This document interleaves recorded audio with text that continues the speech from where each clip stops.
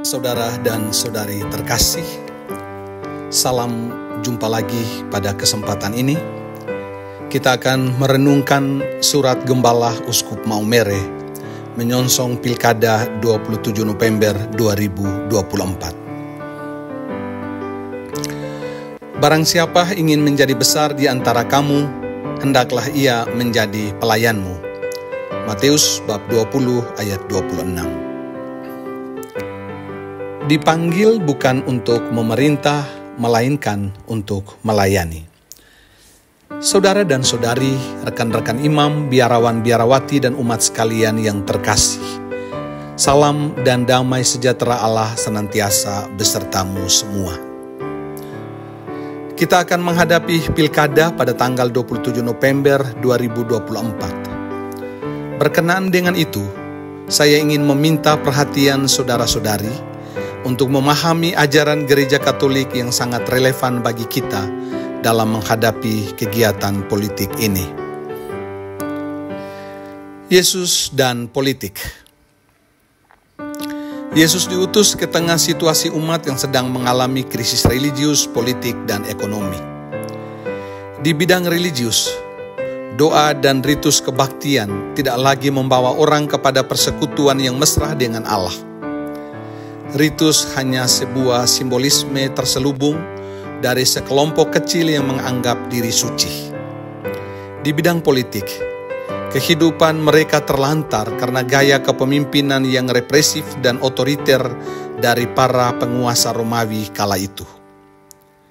Di bidang ekonomi, mereka semakin susah karena beban pajak yang tinggi untuk kepentingan penguasa Romawi, dan seluruh aktivitas pasar berada di bawah kontrol kekaisaran. Dalam konteks inilah Yesus diutus.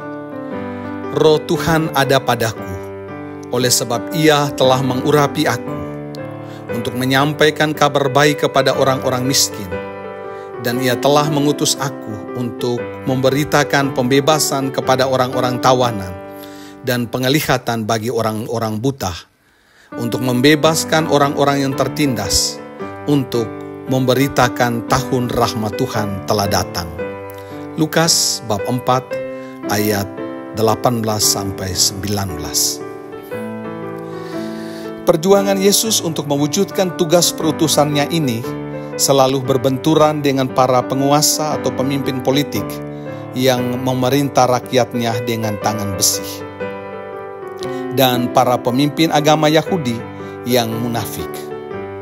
Karena itu, Yesus mengingatkan para murid dan orang banyak untuk berhati-hati terhadap para pemimpin yang menduduki kursi Musa.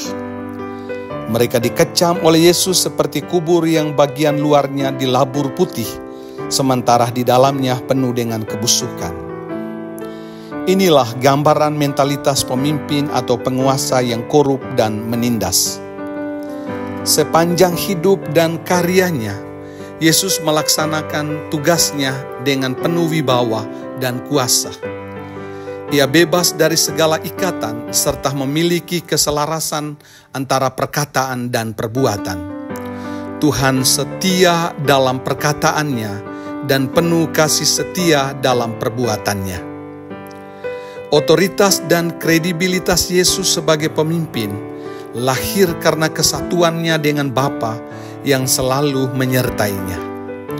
Hal inilah yang membuat Yesus tetap setia melaksanakan tugas perutusannya untuk membebaskan dan menyelamatkan manusia. Kritikan dan kecaman Yesus kepada para penguasa itu telah membawa risiko, dibenci, ditolak, bahkan nyawanya sendiri menjadi taruhan. Yesus meyakinkan para pengikutnya untuk terus memperjuangkan tegaknya kerajaan Allah di muka bumi, walaupun harus mengorbankan nyawa. Berbahagialah kamu jika karena aku kamu dicela dan dianiaya, dan kepadamu difitnahkan segala yang jahat. Matius bab 5 ayat 11. Gereja dan tanggung jawab politik. Saudari dan saudara, rekan-rekan imam, biarawan-biarawati, dan umat sekalian yang terkasih. Perjuangan Yesus untuk membebaskan dan menyelamatkan manusia tidak berakhir oleh kematiannya di atas kayu salib. Sesudah kebangkitannya, Yesus mengutus para murid-Nya untuk melanjutkan karya perutusannya itu dengan jaminan bahwa Ia akan senantiasa menyertai mereka sampai akhir zaman. Dalam keyakinan ini, baik klerus, biarawan-biarawati maupun awam harus menyadari panggilannya dalam tata dunia sebagai imam, nabi, dan raja. Dalam konstitusi pastoral tentang gereja di tengah dunia dewasa ini, para Bapa Konsili Vatikan II merumuskan tugas perutusan gereja.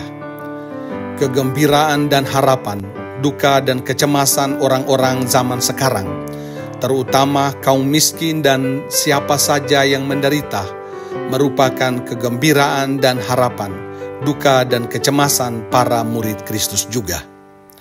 Inilah tugas perutusan gereja yang merupakan kelanjutan dari tugas perutusan Yesus Kristus, sebagaimana diungkapkan dalam Injil Lukas bab 4 ayat 18-19. Gereja memiliki pandangan yang positif terhadap politik dan melihat politik sebagai ruang di mana orang dapat mewujudkan nilai-nilai Injili sebagai dasar visi politik gereja yang terbuka, inklusif, tidak diskriminatif, berpihak pada orang kecil, menghargai hak asasi manusia, solider, dan saling menolong demi terwujudnya kesejahteraan umum.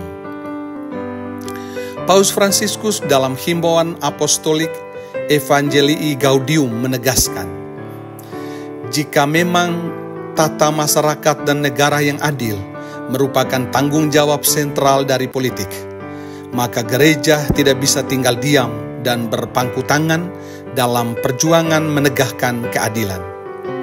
Semua orang Kristen, termasuk para pastor, dipanggil untuk menunjukkan kepedulian dalam membangun dunia yang lebih baik, yang layak dihuni oleh semua orang sebagai saudara dan saudari. Selain para imam dan biarawan-biarawati, para awam khususnya memiliki tanggung jawab misioner dan kenabian yang mereka peroleh melalui sakramen pembaptisan untuk terlibat secara langsung dalam kegiatan politik praktis. Ini adalah kesempatan kita mempraktekkan iman dalam politik praktis yang bertujuan untuk melayani kepentingan umum semua warga, tanpa ada diskriminasi suku, agama, ras, golongan, ataupun daerah.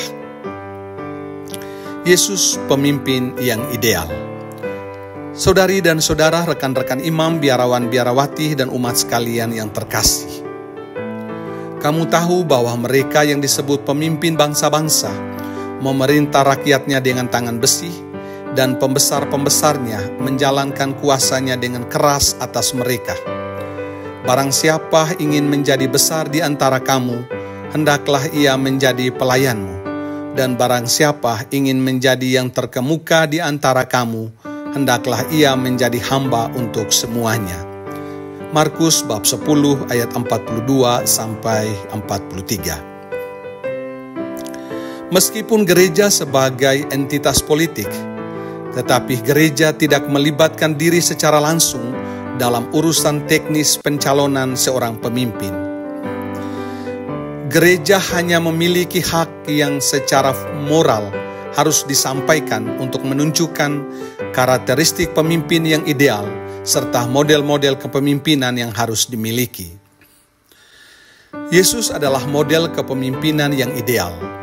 Meskipun disadari bahwa idealisme ini sama sekali tidak bisa dijangkau oleh manusia. Namun demikian, karakteristik Yesus dalam memimpin harus menjadi model bagi setiap awam Katolik yang mau mengabdikan dirinya sebagai pemimpin masyarakat.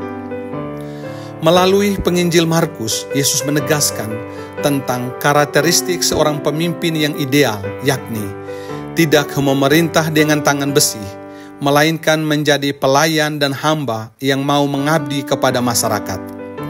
Kekuasaan seorang pemimpin diperoleh ketika ia mengambil posisi sebagai seorang hamba, dan kehormatan seorang pemimpin mengalir dari jiwa pelayanannya sebagai seorang beriman.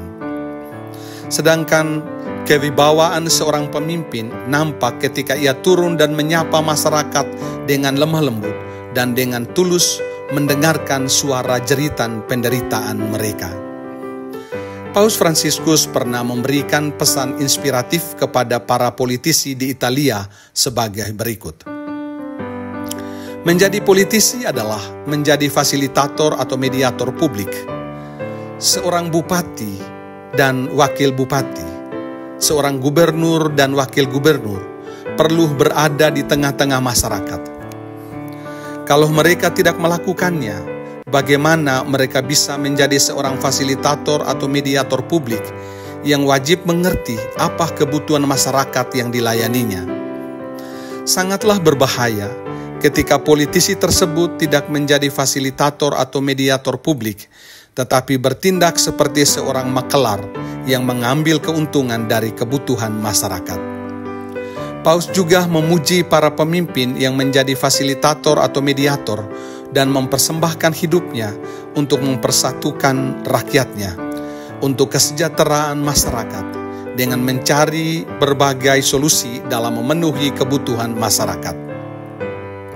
Paus mengakui bahwa hal itu sama sekali bukan tugas yang mudah.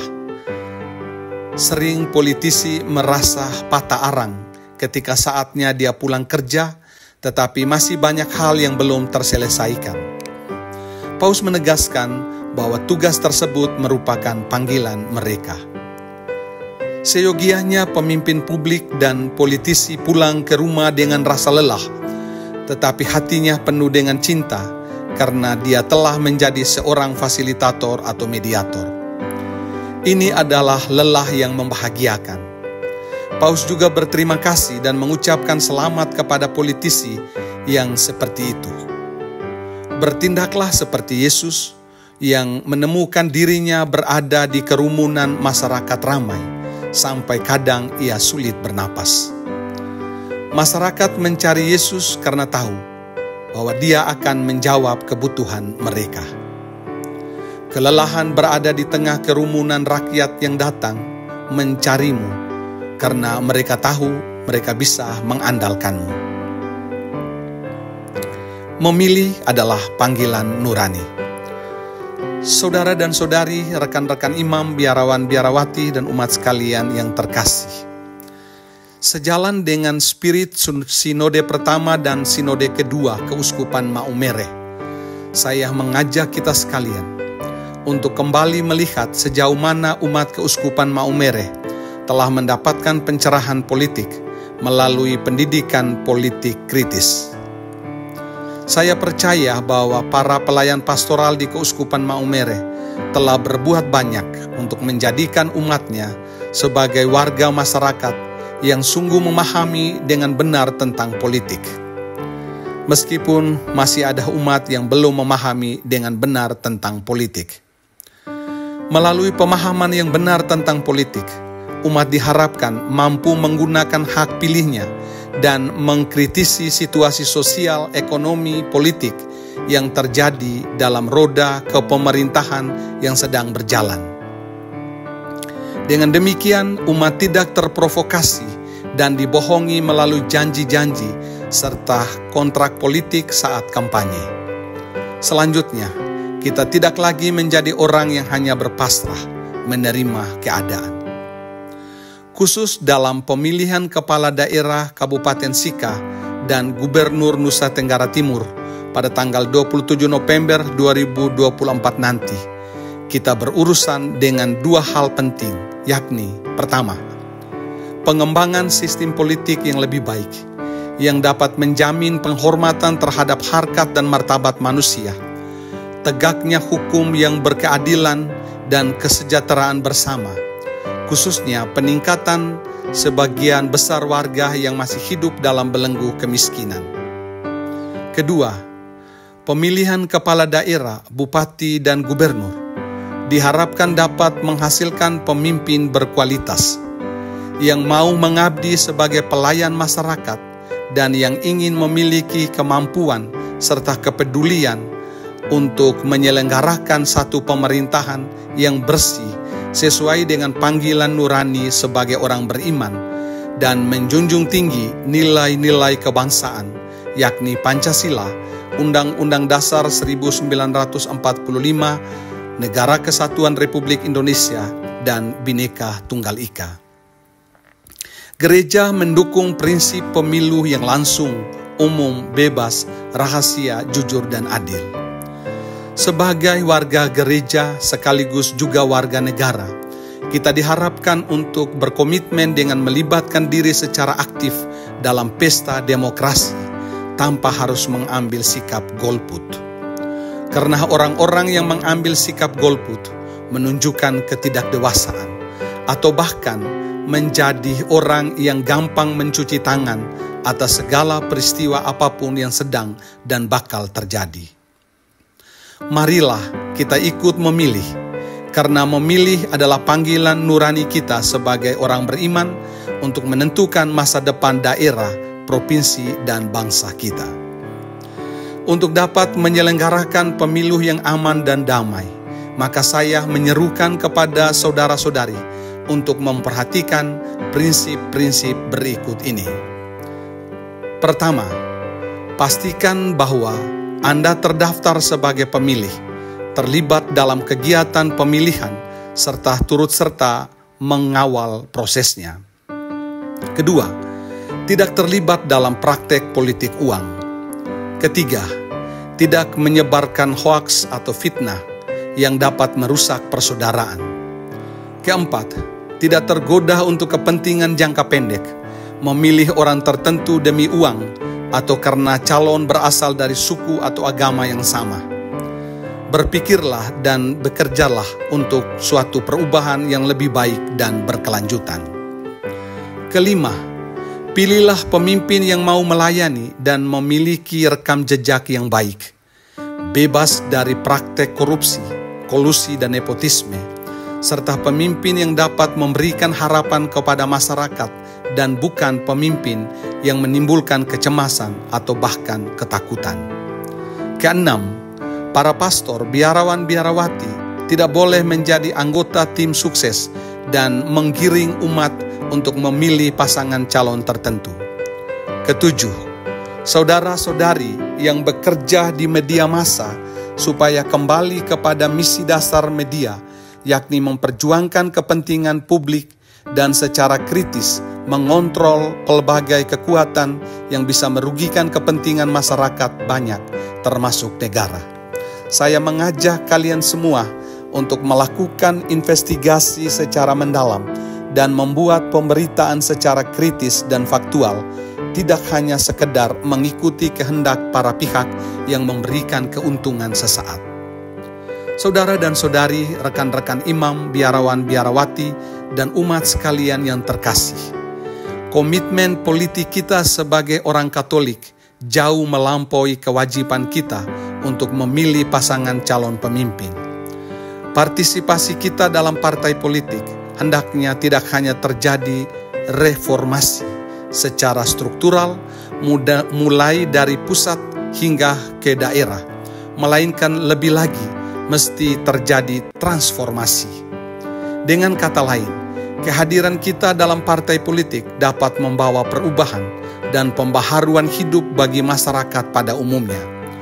Kesejahteraan rakyat menjadi hukum tertinggi dalam segala situasi, baik atau tidak baik.